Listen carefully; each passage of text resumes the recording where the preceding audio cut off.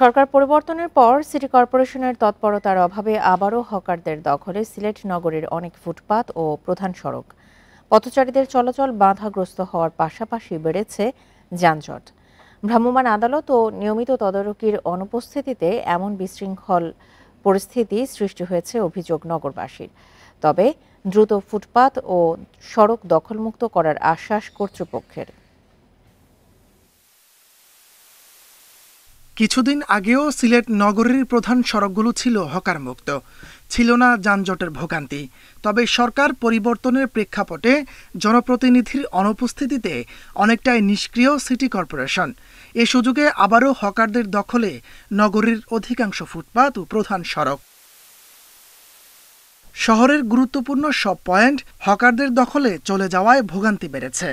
যানজটের পাশাপাশি নানা বিড়ম্বনায় পড়তে হচ্ছে বলে অভিযোগ নগরবাসীর। ফুটপাতে তো তারা বসেছে, এই ফুটপাত থেকেও তারা এখন রাস্তায় চলে আসছে, যার কারণে এখন সিলেটে যানজটের পরিমাণটা অনেক বৃদ্ধি পেয়েছে।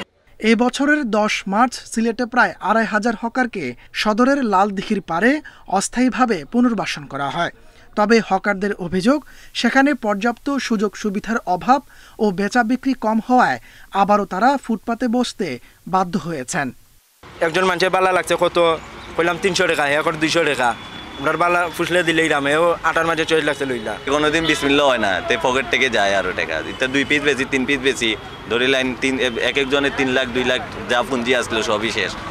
সিটি কর্পোরেশন কর্তৃপক্ষ স্বীকার করে বলছে, ভ্রাম্যমাণ আদালতের অভাব ও আইনশৃঙ্খলা বাহিনীর তৎপরতা কম থাকায় হকাররা আবারও অনেক ফুটপাত ও সড়ক দখল করেছেন। তবে দ্রুত সমস্যা সমাধানের আশ্বাস তাদের। ছাত্র অভ্যুত্থানের এই ঘটনার পর থেকে আসলে আইনশৃঙ্খলা বাহিনী না থাকার কারণে আমরা কিছুটা মোবাইল কোর্ট বা ভ্রাম্যমাণ আদালতের কার্যক্রমটা বন্ধ থাকার কারণে তারা আবার সবাই সড়কে চলে আসছে। আমরা আশা করছি শীঘ্রই তাদেরকে আমরা একটা ওই নির্দিষ্ট জায়গায় নিয়ে যেতে পারবো। দ্রুত নগরীর ফুটপাত ও প্রধান সড়কগুলো দখলমুক্ত হবে, কমবে যানজটের ভোগান্তি, এমনটাই প্রত্যাশা নগরবাসীর। Independent news.